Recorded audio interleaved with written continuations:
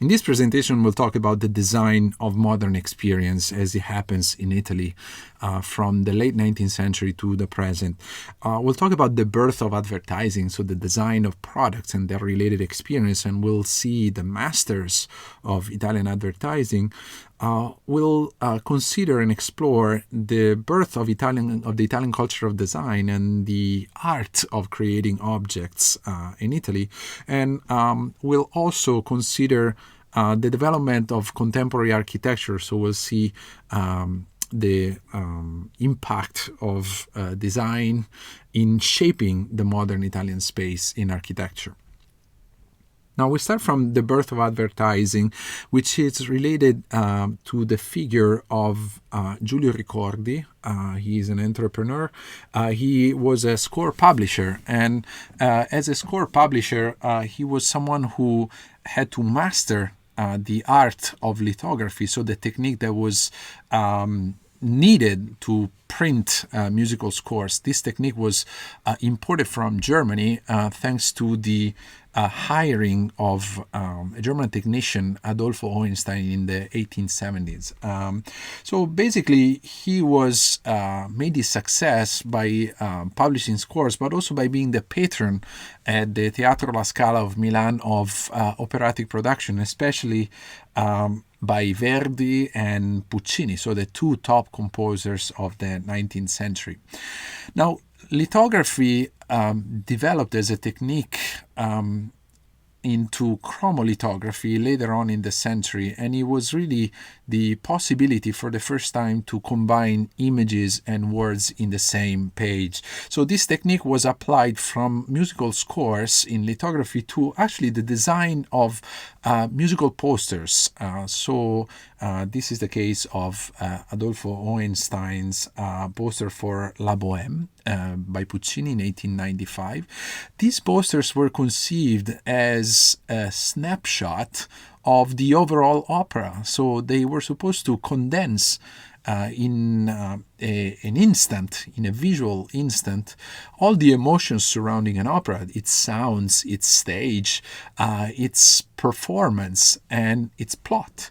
So this in the snapshot that was to be consumed in 1 second. So they were advertising products, but also experiential products. And this is the same for two other posters by another great master illustrator that worked for Ricordi, Leopoldo Metlikovitz, for Puccini's Tosca and Madama Butterfly. So these were posters that had like an advertising purpose. So they were meant to promote the operas of the composers that Puccini was sponsoring, but they also entailed kind of a theatrical, melodramatic element that was transforming this piece, this poster, elaborated with the articulated technique of chromolithography, into a sort of mini theater of the product they were advertising.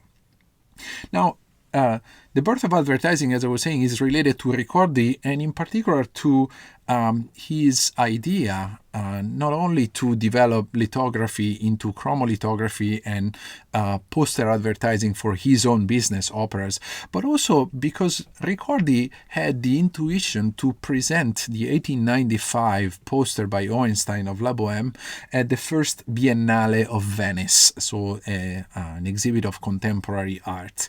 At this exhibit, a few visitors observed the works of Ricordi's illustrators and admired their beauty and their new language. Among them, there were like the Mele brothers of Naples that owned a department store, the Mele department store.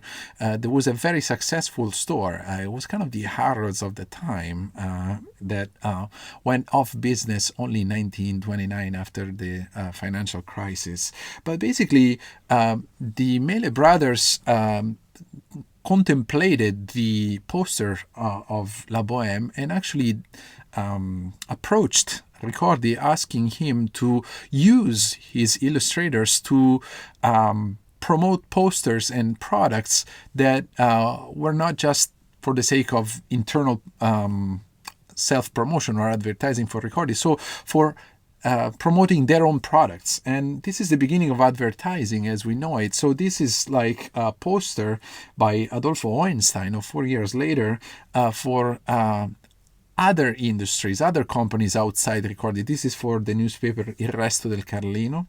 And this is another poster by a master illustrator of Italian advertising, Marcello Dudovic, for Mele, the department store. Now, these posters are works of art. They're not just promotional pieces, and in a way, they embed some of the characteristics of the modern experience. So through these posters, people like in opera, could have a preview of what this modern experience looked like in a snapshot. So in the one poster, modernity appears like in the fleeting act, in the transit or in the contingent. So a woman reading the newspaper or a man drinking his coffee and smoking a cigarette. So something that is very quick. So modernity is something that is about the contingent, the transitory, the fleeting, the other half of which Baudelaire would say is the eternal and immutable, and so the eternity of art.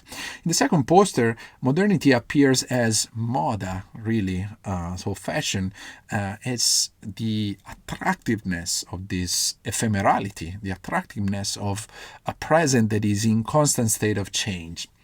Now, other posters that I want to show you are the famous poster by Dudovic of the Liquore Strega, and a famous poster by Leopoldo Medlikovitz. They were both illustrators that were working for opera posters, but they did something else. So Medlikovitz was produced this poster in 1907 for the launching of the Roma La Spezia liner. And if we observe these two posters, once again, we can see through them a preview or a staging of this new industrial modernity that was appearing on the horizon of many Italians in the early 20th century. So in the first case, modernity was really a synesthetic experience of pleasure. So where the red of the glass was transposed on the hair of the woman, and where the drinking was coinciding with a sensual experience of pleasure and kind of sensual pleasure.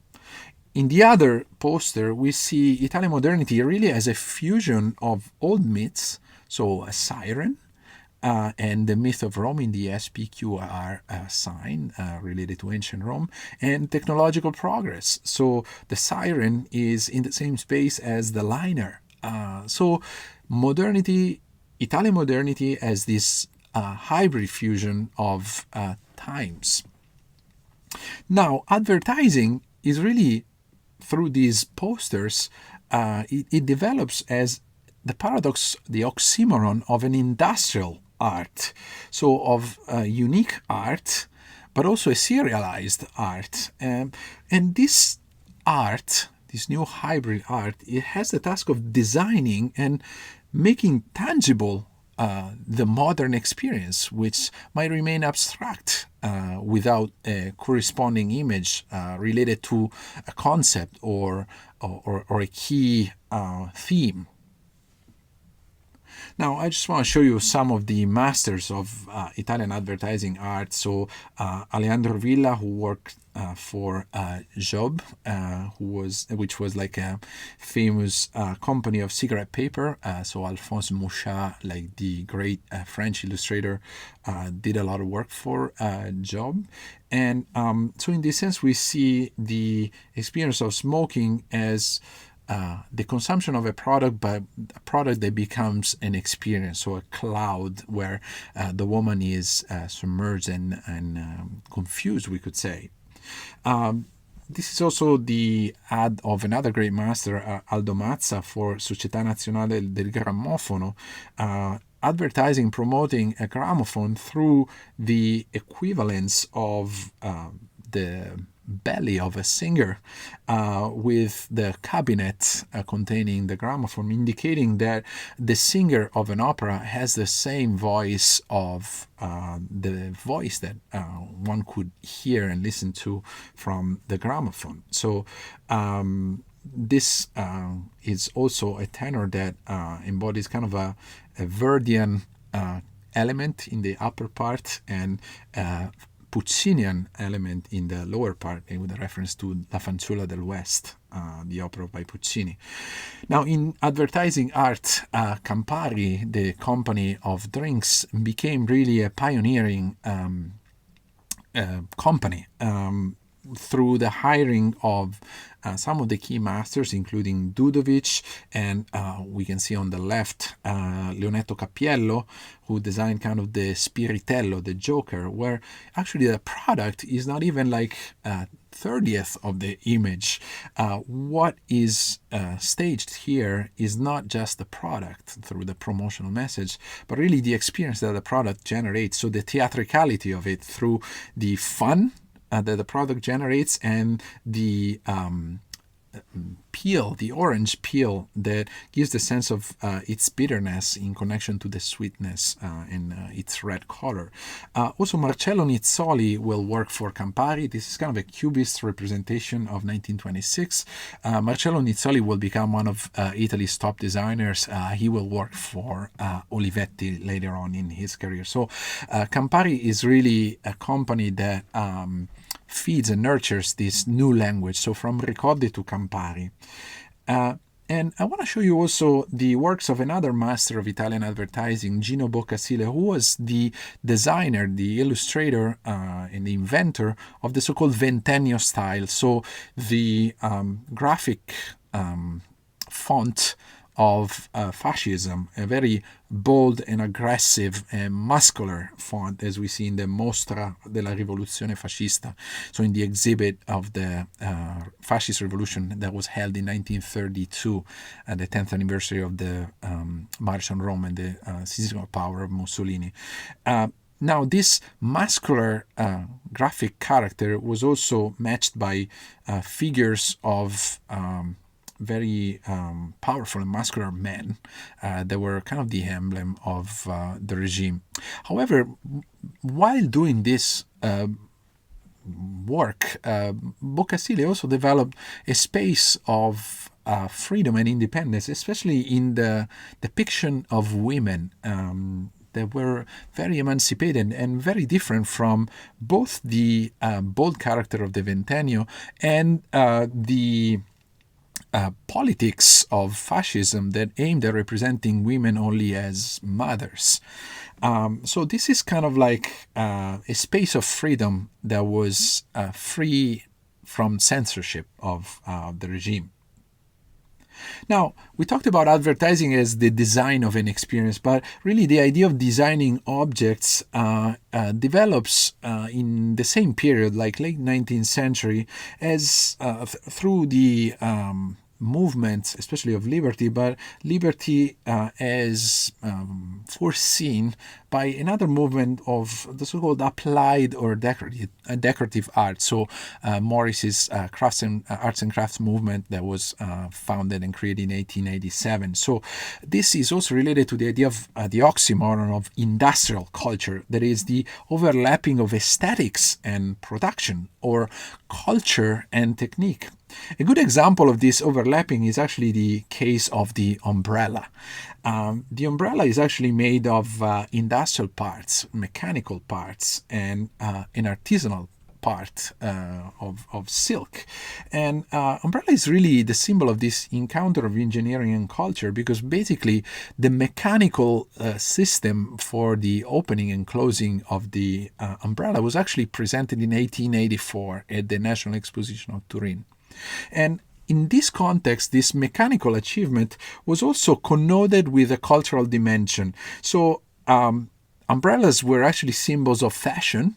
They were symbols of feminine emancipation, and also actually were also symbols of the victory of progress, of men's progress, in the idea of the possibility that umbrellas give to actually walk in space even during the rain. So they were like a symbol of the victory of progress in the ability of men to actually live through even a rainy day and operate even in a rainy day. So this is really a moment of conjunction between engineering of its mechanics and design, as we see in the design of its silk and of its parts, so the handle too.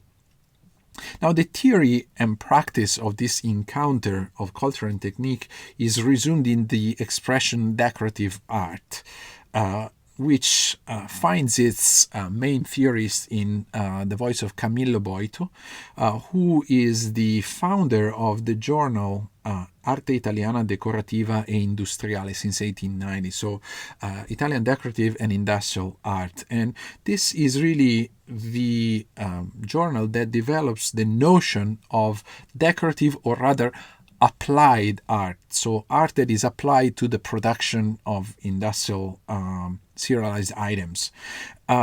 The further development of this theory is enacted and set on stage in the International Exposition of Modern Decorative Art that took place in Turin in 1902.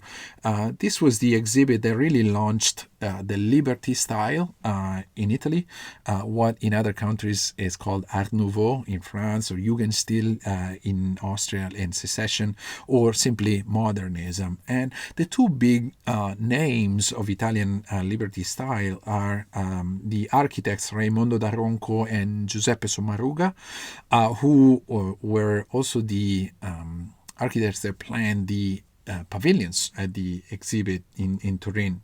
Now, the Liberty style was also called a floral style because of its lightness, movement, and floral decorations. So the idea of really turning industrial pieces like iron, steel, glass into supports for art. So the idea of turning material items into aesthetic items through the notion of applied art.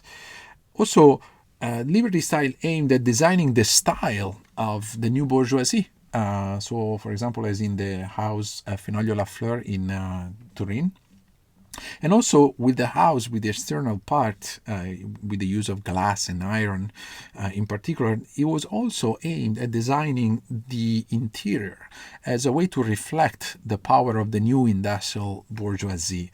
And in particular, the design of the interior engenders a new kind of intermediate production, kind of in between craft and mass production, through the work of several masters that work on unique pieces, but somewhat serial, somewhat replicable. Among them, I want to mention figures that are awarded prizes and recognitions at the Universal Expositions in Paris in 1899, Chicago 1893, and Paris 1900.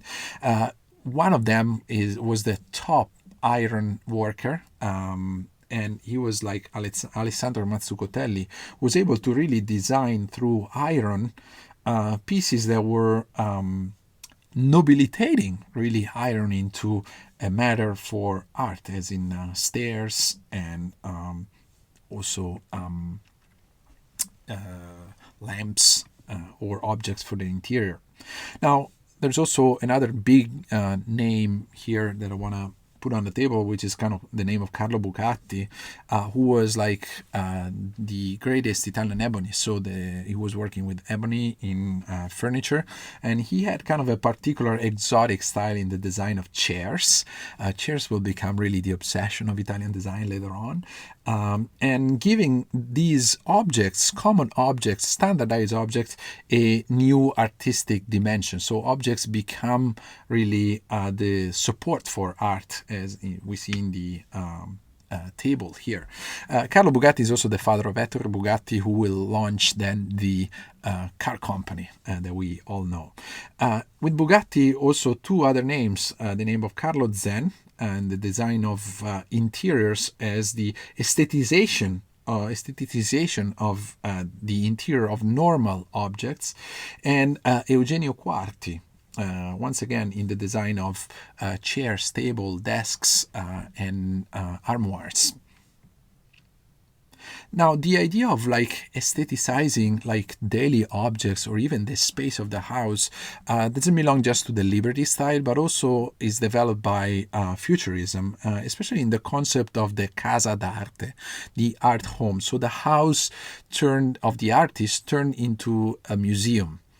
Where furniture, toys, and decorated objects become really tools of art. This is really visible in the work of Balla and De Pero. So this is the house of the Casa d'Arte of Balla in Rome, where the walls become really canvases, or in the work of Balla on chairs as support for art.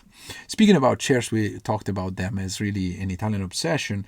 I want to show you the bumpy chair of De Pero. That was kind of considered as an asymmetric chair that was supposed to break a default position in observing a chair as a somewhat fixed object. So the bumpy chair is actually drawn from a tapestry by De Pero of 1927, The Great Feast of the Chair, where the chair is the object where all puppets are drawn to. And this chair was actually realized by De Pero in his Casa d'Arte in Rovereto, in the northern region of Trentino Alto Adige. It was his native city. And basically, this chair becomes, from pictorial imagination, an actual object. So the fusion of arts, once again. And if you see the contour of the tapestry, you see that the decorations actually are transposed from the bidimensional representation into other objects like a vest that become support for art. So the transfiguration of daily objects like clothes into supports for art. And this is also the same case for a platter that is a site or a canvas where the same motifs are transposed. Now, we were talking about the puppets that were kind of worshipping this chair and making it like not just an object, but something like a living actor. And these puppets are actually drawn from the idea of De Pero of the children's theater. So mechanical puppets that are endowed with their own lives. And the children's theater is actually an experimental lab to transform objects or puppets into living actors in the same way as toys. This is a Pinocchio toy by De Pero. Toys that cease to become objects and start to inhabit like a larger theatrical space. So they become really living actors of this space. This is also transposed in the creation of like decorative objects. These are all present in De Pero's house, or in the decoration of actual objects as puppets. So this is an exotic lamp, or the transformation of a lamp into a monkey. So the object becomes alive, becomes a puppet. And this is also something that will be transposed onto the design of actual puppets, like the puppet for Campari in advertising. So objects design the space of an experience. And this puppet will also be transposed again on another form of language, like in the collaboration of De Pero with Vanity Fair. As an advertising logo or figure, and will also be transfigured in the puppet drinking Campari soda of 1926, a kind of advertising canvas, as De Pero defined it, where the puppet is drinking from a conic bottle that we see also in this other painting by De Pero, this time a mix between kind of a canvas and advertising platform for Campari again. And we see the conic figure both in its kind of vertical stand and its reverse stand. And this experience on the lab, on the experimental side of the canvas, will also translate into the creation of the reverse chalice that will be designed by De Pero, which is now one of the most iconic bottles of Italian design. So the transfiguration of many arts, of painting into the design of an object, and this transfiguration of objects as living actors of the house into objects of the market, commercial items that become enlivened by art. So this is another notion of applied art. So applying art to the design of objects in order to make them unique, in order to make them alive as actors in our life. Now, within this context, I also want to talk about the experience of Gio Ponti, the father of Italian design, especially with the porcelain company Richard Ginori. So Ponti was actually the first Italian designer was deliberately appointed as director of the design of a company, of Richard Ginori. And he actually developed the notion of a hybrid modern style, so hybrid art applied to the design of porcelain. There was somewhat of a reinvented classicism, so the idea of applying classical themes to kind of a modern imagination, somewhat of a surrealist imagination. Now, Gio Ponti was also involved in the development of the exposition culture of the early 1920s that is kind of a further evolution of this idea of applying arts that is at the base of the birth of Italian design. And basically, during the early 1920s, design developed through these expositions as an occasion to display products or objects and works of art. So at these expositions, there were like illustrators, designers, but also painters and artists of any sort. So they were occasions for artists to meet and have a reciprocal exchange and really promote this new design movement or this idea of applying art to industrialism. Now, the really important expositions are three. We'll talk now about the two expositions of decorative arts in Monza of 1923 and 1927. The exposition of 1923 is the first where Gio Ponti presents his products designed for Richard Ginori, and it was founded, the Monza's Biennale, by Guido Marangoni, who was also the founder of the ISIA, the Superior Institute for the Artistic Industries. He will also launch in 1928 the journal Casabella, which will be parallel to the journal of Gio Ponti, Domus, that we'll discuss in a second. Now, in the exposition of decorative arts in Monza of 1927, Gio Ponti will actually present his furniture series called Domus Nova for the department store La Rinascente by Senatore Borletti, and he will do it with in partnership with Emilio Lancia. Now, the third and the key experience for the development of this idea of decorative arts is actually the exposition of Paris of 1925. This is the exposition where Gio Ponti presents his Perspectiva vase, but it's also the exposition where three other important figures encounter each other and present their work. One is the fashion pioneer Maria Monaci Gallenga, who presented her fabrics that were kind of reinventing the Renaissance repertoire of fabrics into a new modern key. Also, Elsa Schiaparelli, who was like a pioneer of Italian fashion, who encountered the surrealists, Miro, Dali, Cocteau, and actually developed the idea of clothing or designing clothing as a support for art. So Miro and Dali would actually design her pieces of clothing. Now, this was also the occasion that launched Schiaparelli's fame in Paris. She will open a boutique, a maison, in 1927, and Schiaparelli is still one of the top brands of global fashion. And the third figure is actually Fortunato De Pero himself, who presented his vests and enacted the power of his vests in conjunction with the fame of Marinetti, who wore them. So the idea of turning common objects into supports for art.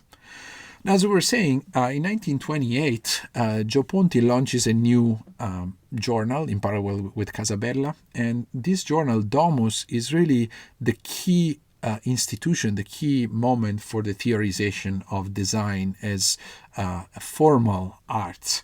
And the birth of Italian design really owes to the influence of advertising, so the idea of modernity as an aesthetic experience, so to represent through an object the aesthetic experience of modernity. Design is related to the influence of liberty, so to decor as the idea of decorating and furnishing the house, of turning the house into a stage. To the influence of futurism, where, as we said, objects become living actors in the theater of the house. To the influence also of the Novecento movement, which was like a movement launched in the early 1920s, so 1923, calling for the return to order after the season of the avant-garde before World War One.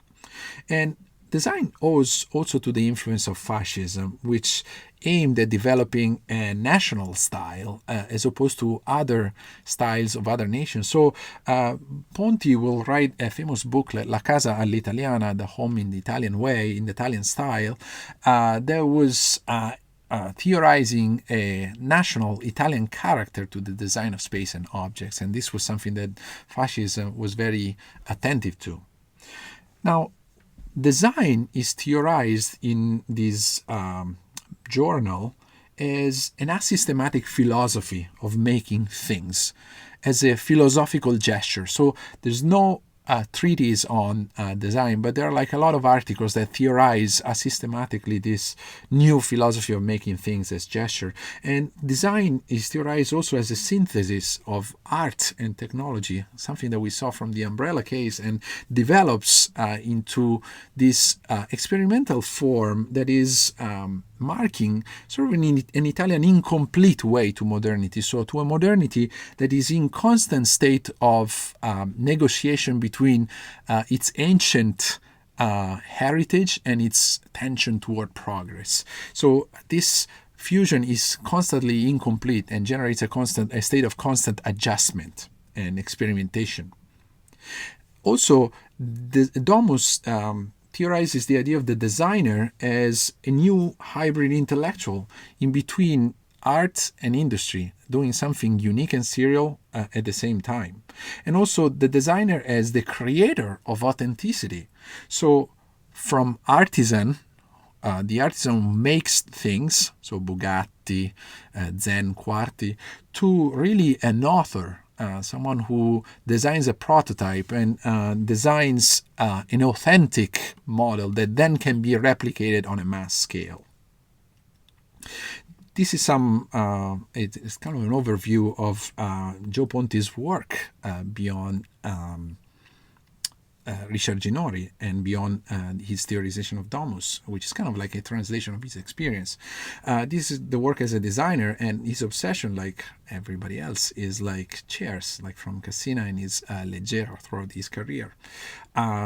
His lamps for Fontana Arte, and his ceramics for Ideal Standard, and his work for Venini, one of the masters of glass production in Murano, Venice. So the transformation of glass into a work of art, into a design that designs a space of aesthetics and beauty. Now, as an architect, so the designing of objects is intimately tied to the designing of spaces.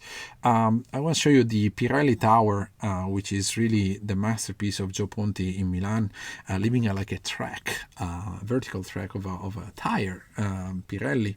It was like the tallest skyscraper in Europe in the 1950s and for a while.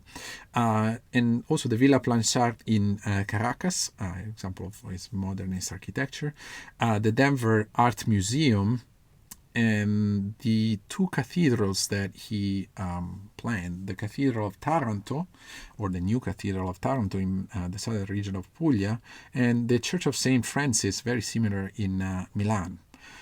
Now, Italian design really develops as an experimental space of an encounter between tradition and innovation, as we saw in this presentation and in Ponti's reflection. It's really a laboratory where of fusion between aesthetics, crafts, and manufacture, so where an object condenses an experience.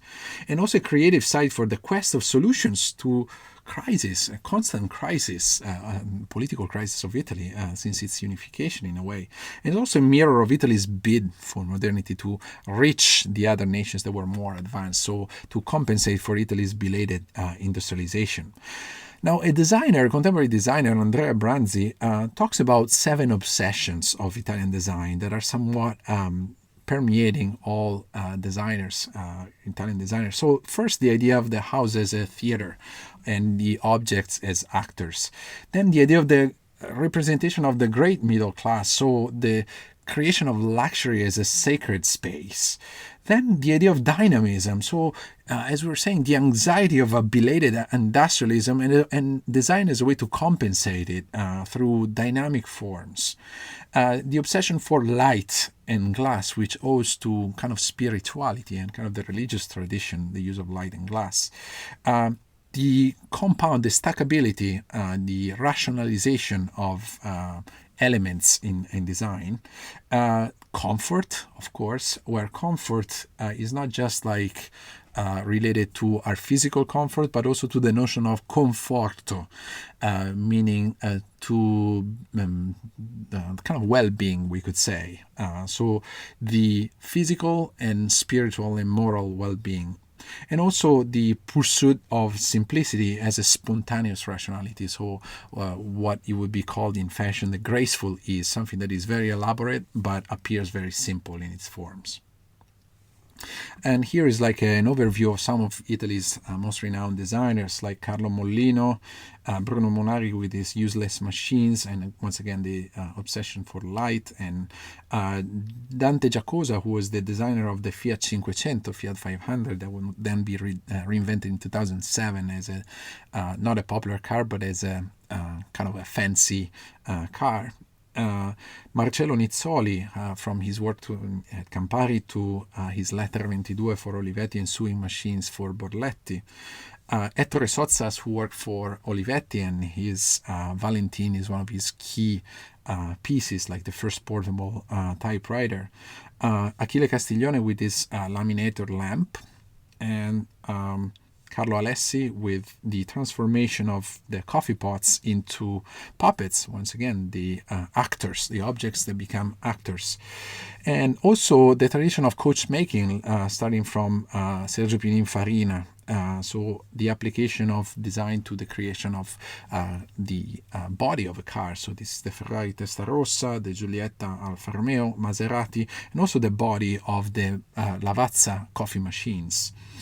And Giorgetto Giugiaro, who is founder of Ital Design, and who is the designer of the Golf for Volkswagen and the incredibly popular Fiat Panda and the Punto, but also the designer of, for the lovers of Back to the Future, of the DeLorean. Now, in our last the last part of our chat, we'll talk about Italian architecture as the expansion and the design of space as a way to give visual representation of a new modernity of the nation, of the urban connotation of the nation. We'll talk about like this development and this language in 3 different moments: after unification, during fascism, and after World War II.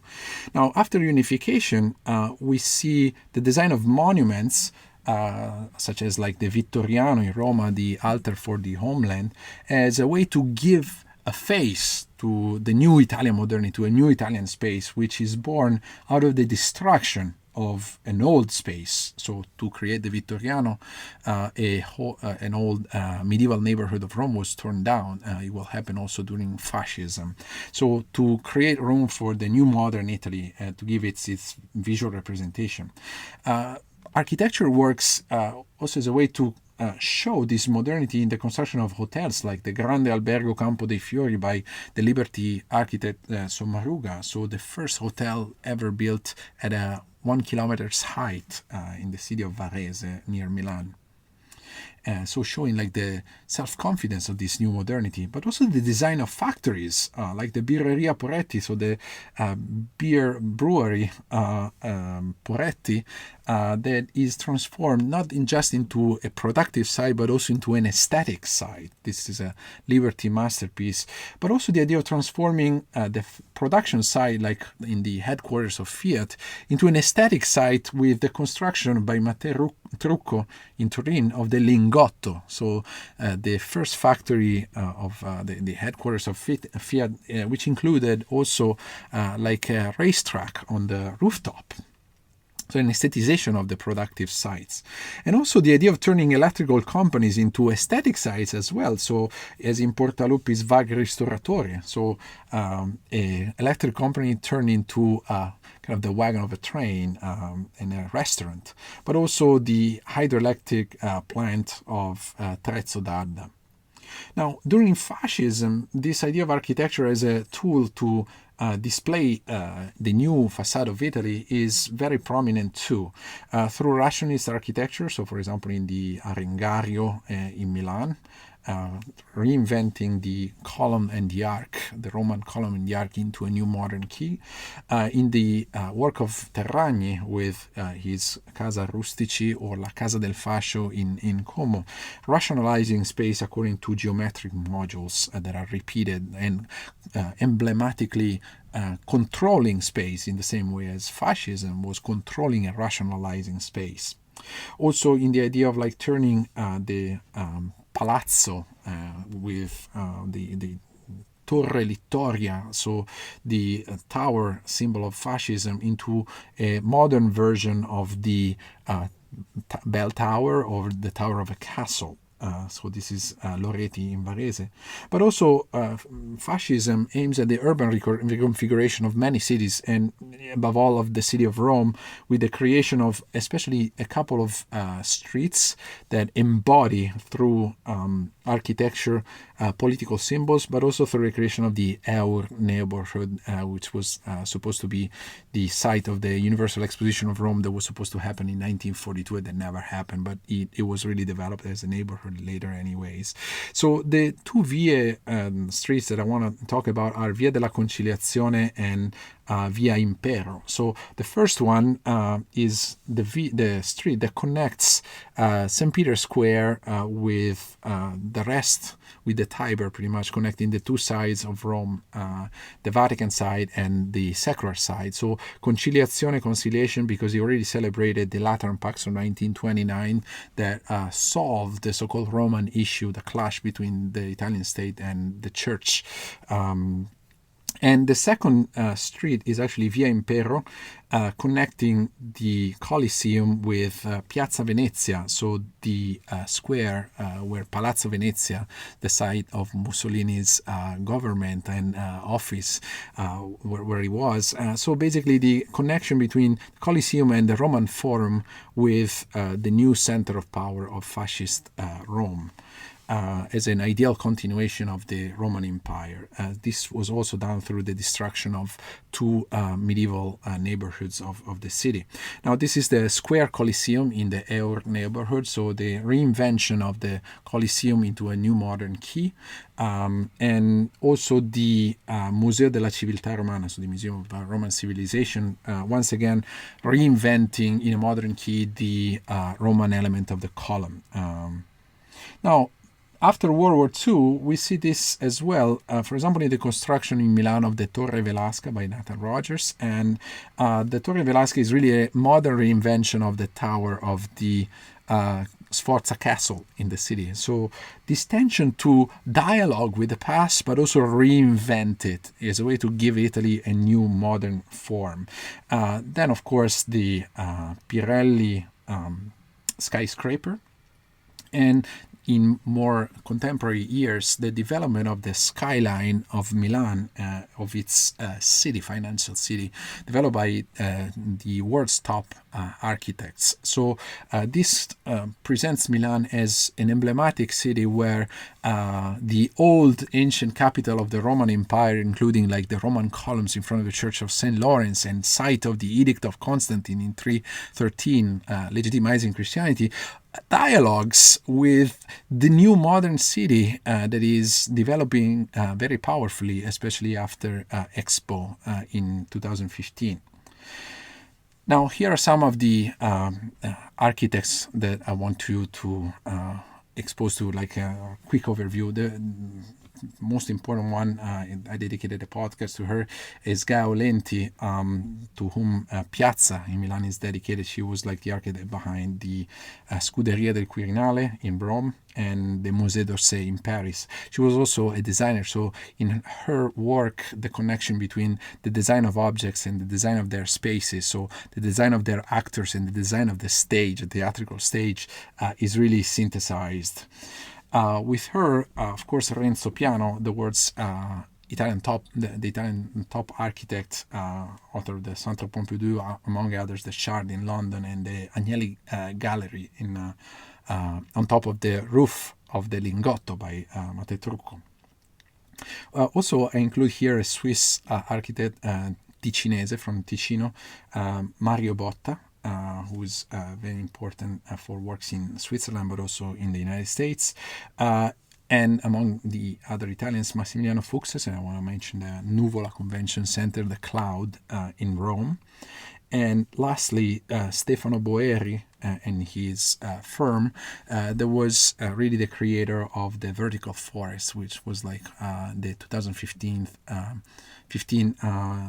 top skyscraper, or there's a top skyscraper. And this concludes our run from kind of the design of an experience in advertising to the design of an experience in the creation of objects and the design of a lifestyle through objects and their urban spaces. So designing Italy's modernity through images, products, objects, and spaces as well.